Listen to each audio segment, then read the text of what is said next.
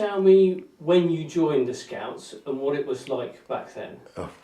Well, I think it's a long time ago. You know, I think it was about 1938. Well, as a wolf cub. So more so, joining the actual troop would be about 41, something like that. Early part of the war, that sort of time. Yeah. What sort of things did you used to do in Eynsham back then? Oh dear. Play the fool most of the time, I expect. No, we used to quite a lot of outdoor activities, wide games and things like this, and obviously we went through the various badges, took all the various badges and the various whatever you had to do, you know, that sort of thing, and learned our knots, etc., etc. We did quite well. A lot of pioneering. We all enjoyed that. Where was your meeting place back in those early days? Oh, I was in the. I started off down in the Queen's Lane, and then most of my time was spent at the end of Coates's farm when the building was moved up there. What was the hut like? Well, I always thought it was an old First World War Army hut. It very much resembled that, but it was just a wooden hut, that was all. Quite well maintained, mind, you looked after a while, but it was quite an old wooden hut, wooden floors and what have you. So, was it just like one big hall, was it, inside? Or? No, we had a little piece on the end, which they called the Rover's Den. I mean, us youngsters were never allowed in there. That was for the big boys. And you had to move it at one point, I understand. Yes, apparently they required the ground, the owner of the ground, so we took it from there up to the end of Coates's farm, which his farm ran from Mill Street right through the back lane. We had a piece at the back lane end. How did you get it from one place to the other? Oh, I understand it was before my time this, you know, but I understand they wheeled it up on a hand cart or something like that, like builder's cart. And then put it all back together again? That's right, yeah. And they rebuilt it better. They put a brick toilet at the back and things like this, and the proper path went in. It was much better than it was in the old place. So you had a nice cosy wooden hut, but I understand in the summer you didn't always use it? Oh no, we used open air. That was the best place. Where did you used to go then during the summer? Oh, everywhere. Well, we camped most of it, well, from Whitsun, I would say, up until we went on summer camp, which was usually last week in July, first week in August. We used to be down by the River Thames. Whereabouts? Horseshoe Island. Oh yes, yeah. Just by the side of Horseshoe Island.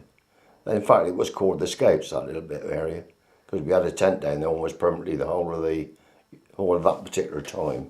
We only packed up when we went on summer camp, and the tent was needed, so we all packed up then. So did you didn't come home much, or you just sort of spent most of your time down there? I was even working some of the time I was down there.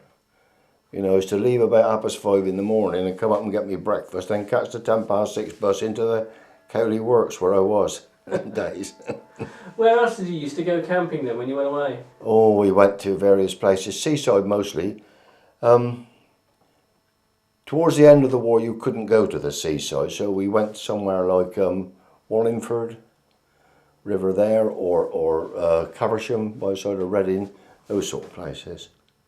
Because the other big thing that you were a part of back then was the fife and drum band. That's right, yeah.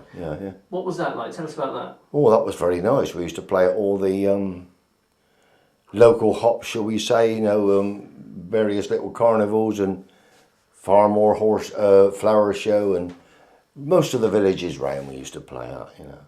But you did go further afield, and so you played at some quite big events. Well, I didn't know. This was a little bit before my time. I mean, they did play at Horse Guards Parade in London in 1935. The reason they went, I'm not sure. I know they did win some sort of competition because there was a silver cup at one time. Sorry, a silver bugle, not a cup, a silver bugle in the Scout that they won, which I think has vanished for the age of time now, but I don't know what the event was. So how did you get into it then? Did somebody spot your musical talent as a scout? No. Boss used to come and look round and give out either you got a flute or you got a drum. Oh, you didn't have a choice then? Well, he thought he weighed you up and thought whichever one was better for you, and then that's it. So you mentioned Boss there, who was the band leader. What was he like? Bit of a taskmaster, very firm. If you missed a band practice, you were half scared to come in the next day because you virtually stood to attention in front of him and he told you off, and he did tell you off. But everybody respected him. Even so, he was like, but he was good. He was good. How come he became the bandmaster then? Was he a I really don't know. I mean, you're going back way before my time, Mark, aren't you? I mean, come along, he came to the village in 1917, they told me, and I wasn't born till 1930, so there you go. Been about a long time. So you've performed at various sort of events like St George's Day, that sort of thing? Oh yes, we played in the local scouts, and we always used to play on most of the army days. November the 11th. Remembrance Day. Yeah, we used to play the your local British Legion into the church and that, you know. Yeah. So when Boss passed on, you got together and decided to commemorate the man and the band by organising Boss's night. Tell us how that came about. We all we went to his funeral, and after we had a service in Eynsham church, and then we went to the crematorium. And after it, we all stood outside chatting because a lot of people came who we hadn't met for a long time, you know, old mates and that. And one of the fellas said, "Why don't we get together then and have a reunion?" And this was his name was Jack Fowler. And he looked at me and said, "You're a local, you can organise it." And that was it. And you did it for 50 years.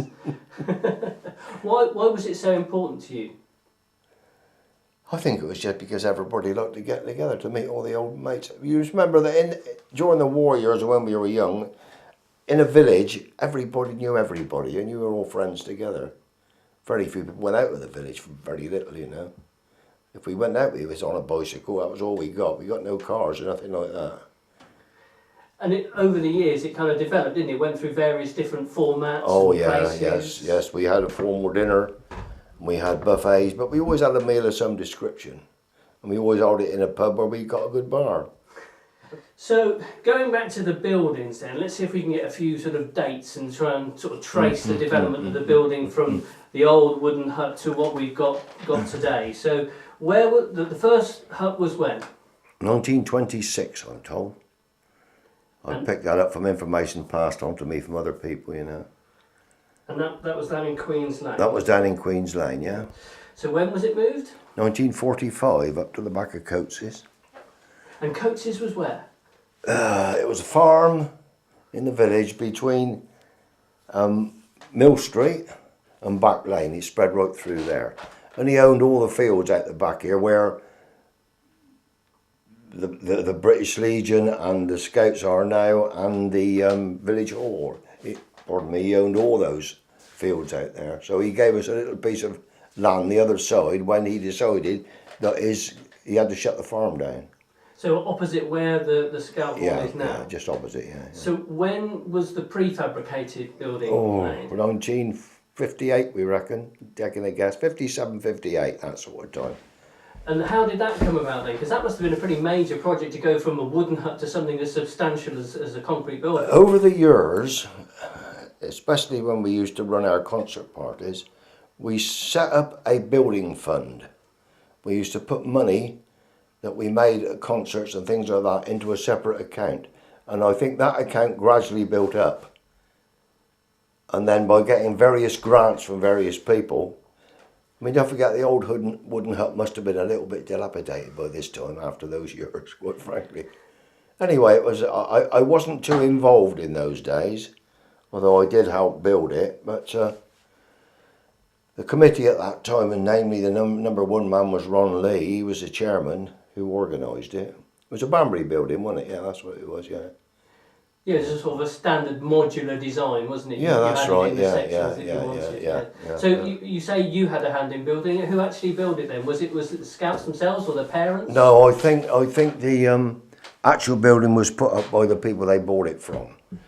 All we did was all the finishing, floor laying and things like that. I think the actual foundations and the actual building was erected by the Banbury building people, I suppose, as part of their contract. I don't know. And when was that? 1958, I think, 1957, 58. I know we were working on it in 1958, so it wasn't really finished and handed over till then, Tom. And that building itself was developed over the years, wasn't it? Made bigger and such? Oh yeah, I put an extension on the side there to carry the equipment because they got too much in the hut. And that's it. They had a room at the back, didn't they? Which they took down and made it into a big hall. It was quite a reasonable sized place, yeah. So from those early beginnings, how do you feel when you see how scouting has developed over the years? Oh, I think it's great, yeah. I don't think they have as much fun as we did. By a long chalk now. There's a lot of silly rules and regulations now which we didn't suffer from. And what would be your overriding memory looking back of when you were part of scouting in Eynsham? Oh dear, just comradeship, I think. Comradeship, and well, you were never a dull moment, not in this village. If ever you got nothing to do, you went down to the scoutmaster's house, and there's always 3 or 4 lads in there, and by the time we all got together, something was happening, you know. Very good.